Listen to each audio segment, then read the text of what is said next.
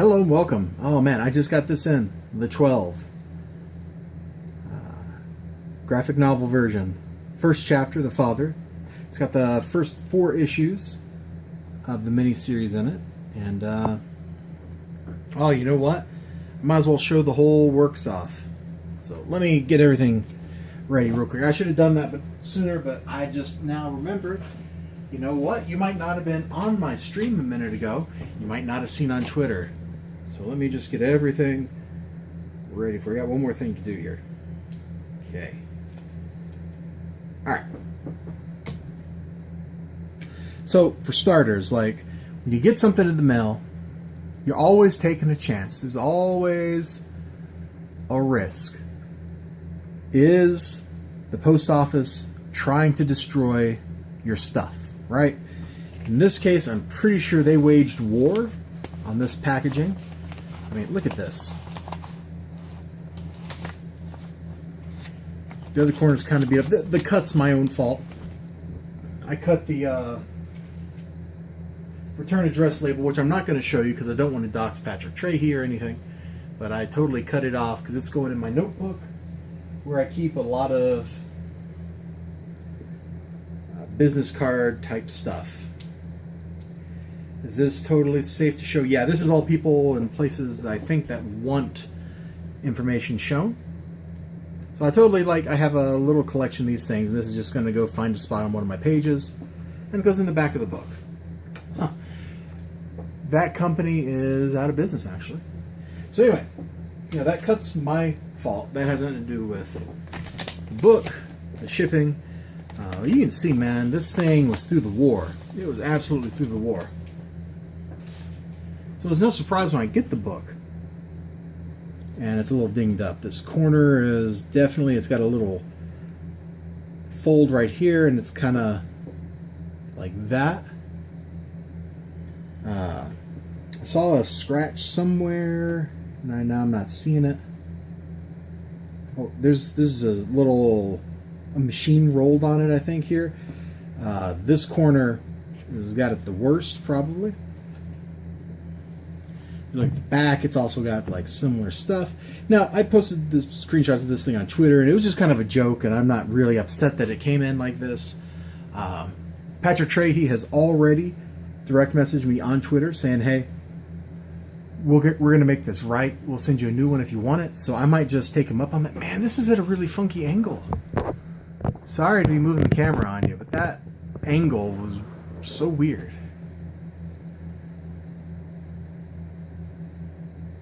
That's a little better. Okay. It was at a really funny angle for me because the camera was at a funny angle.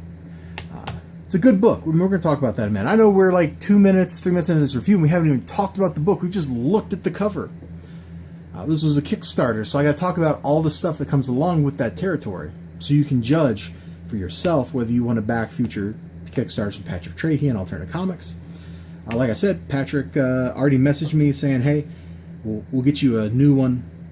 So I might take him up on that. I might not. The reason I didn't respond right away and say I was going to take him up on that is, frankly, I don't really care that much about the how this looks. It's banged up. It looks a lot better now that I've had something laying on it than it did when I first opened it up. And also, this really cool Peter Simeti sketch card. Peter Simeti's a great artist. I really like his work. And anytime they're doing one of these Kickstarters, I always say, hey man, can we get a Peter Simeti sketch card tier? And they do it for me. And I've got 3 of these things now. So I think that means I have a collection. I said all the same stuff on my stream that went on earlier today. Okay, finally we can talk about the book. We've talked about all the metadata around the book. This came out in floppy form. And now this is the graphic novel. I forget exactly when. I think it was September or something is when the Kickstarter ended. And it's a post-apocalyptic world. So this guy and his family, they live on this farm. He's got a... Ooh, look at that signature. He's got a friend that lives with him. And one day he wakes up and stuff starts going wrong. A possum got into the cellar and broke some stuff. The pig pen was open. There's the dogs. And the next day, things get worse. I guess it's that night. Things get worse. A bandit shows up. Burns their house down. So they move into a place called the Cave. Some kind of underground structure built into a cave.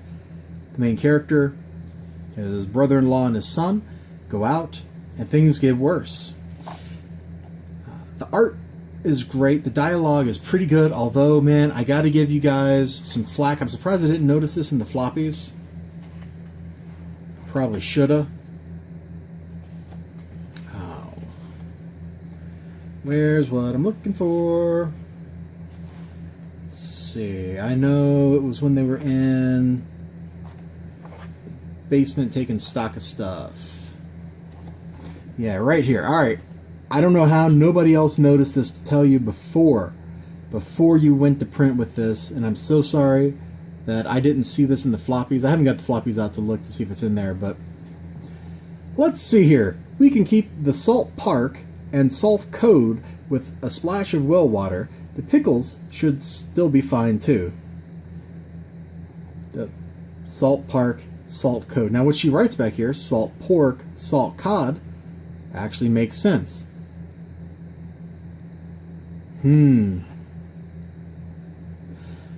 So there was somewhere else here I found another typo, but I'm not going to go look for it. Who did the editing on this? I really need to razz your editor. Well, looks like I just got to razz Peter Simeti because he's the letterer. So, well, letter for text, but not balloons? I'm not 100% sure I understand the distinction. Are we talking Peter Simeti put the text in the balloons, but he didn't make the balloons?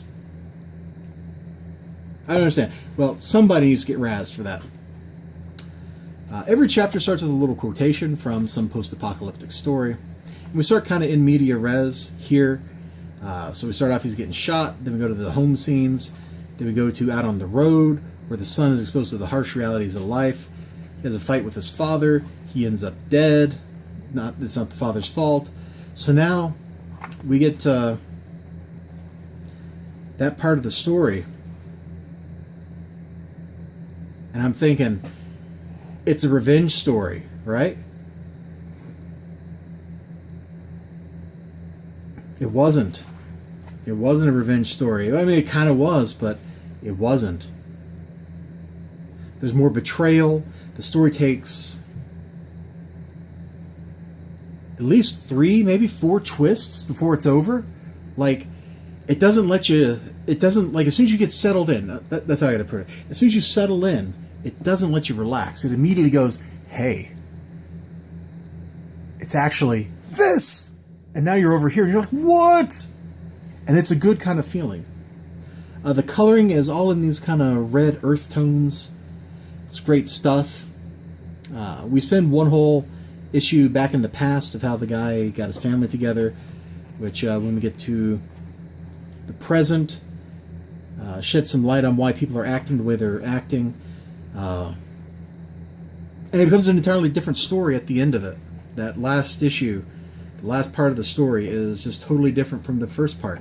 We start off with like this pretty stereotypical guy, couple people, like they live nowhere, something happens, they go on the road, bad things happen. Then I'm thinking it's a revenge story, but it's not, it's a setup. Other things happen.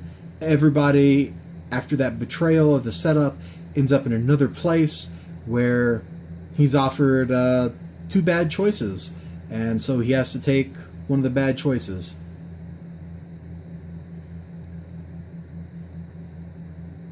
And I hope I didn't spoil anything with that description. I'm intentionally being vague about it, but I really like the art. The artist, let's get make sure I have your name here. Luis Suarez, and I probably mispronounced that, and I apologize for it, but the artist did some real solid line work here all throughout it. People's facial expressions, their body language, it's fantastic the entire time. There's some places in here where I ordinarily would mock like the backgrounds. Like, come on, I know they're outside and they're in the middle of nowhere, but nothing is this featureless, nothing is this empty as these empty places. And that's also a style choice. You want to show desolation, you need that kind of emptiness. Even if there's actually a mountain in the background, as well, I guess they're in Illinois, so there's not really a lot of mountains in the background, but even if there's like a mountain or a house in the background, you omit it because you want to convey that sense of desolation and space. And there's that little scratch I was looking for earlier. Yeah, it's great stuff. It's intense stuff. And I don't know how else to put it, but this is good. If you haven't checked out the single issues, you should absolutely check out the single issues if that's your preferred form of reading these things. If you like trades better, you should check out this trade. It's absolutely great. My copy is all banged up because of the post office, but the cover is real good, solid feeling laminated stock. The interior pages, the pages themselves feel wonderful. The book, it's brand new. It's got that brand new smell to it. It's great. When you see the 12, you see these dudes, you wonder, like, who are they every time you see them. Oh, there's so much to like about this book, and I hope that has come across. Just wanted to show off some of this stuff. I actually own the first issue in the original Soul Comics print too, somewhere. I got that, bought it off of his website actually. Here's the cover gallery for the single issues. There's 5? Why did I feel like there were only 4? I guess that's how fast I read it, man. I guess that's just how fast I read it. It's fantastic stuff. Check it out. If you're at all interested in post-apocalyptic stories, check it out. I think it's more than a solid entry. I would be very surprised if this doesn't get turned into like a movie or a TV show or something, because it has that feel. Like Walking Dead made it into a TV show that went on for, what are we on, like 27 seasons now or something? Past the point of anybody caring. This, back in the day when TV networks did miniseries, like this would be a perfect miniseries.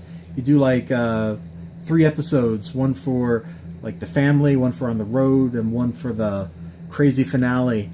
Boom, it'd be perfect for that format. It'd also be perfect for probably like a 6 or 8 episode series on like the BBC or something. But come on, this isn't British. They will never create it. Plus, you'd have to get like Benedict Cumberbatch to play this guy, and I'm not sure he can do the Midwest accent. Actually, I don't even know if this guy has the Midwest accent. I couldn't really read accents into most of what they were saying. Alright, I'm gonna just stop talking here. I have talked a whole lot about the book, about the condition it arrived in, all that stuff, and I gotta go think about one. Hey, to be like, hey, Patrick Trahey, send me a new one or not. Because I don't want to rob him. Like, this is perfectly serviceable condition for a reader copy. It's a shame that it's dinged up. I have books on my shelf that look a whole heck of a lot worse than this that I still love and cherish. This is in much better condition than... Oh, you know what? Perfect example. Great customer service, like his offer there. This was also great customer service. I haven't even cracked open this beat-up copy of North Valley Grimoire, because here's what the post office did to it. I'm going to blame the Canadian Post for that one, eh? But they totally mangled it in shipping. Like, this is really bad. This crinked corner... I don't know if it's bad enough, but I want to make it absolutely clear. Patrick Trahey said he would send me a new one. I may just take him up on that. I'm not sure. You all have a great day. Good story, good customer service, wonderful little sketch card that came along with it too. I'm so sold. Bye-bye.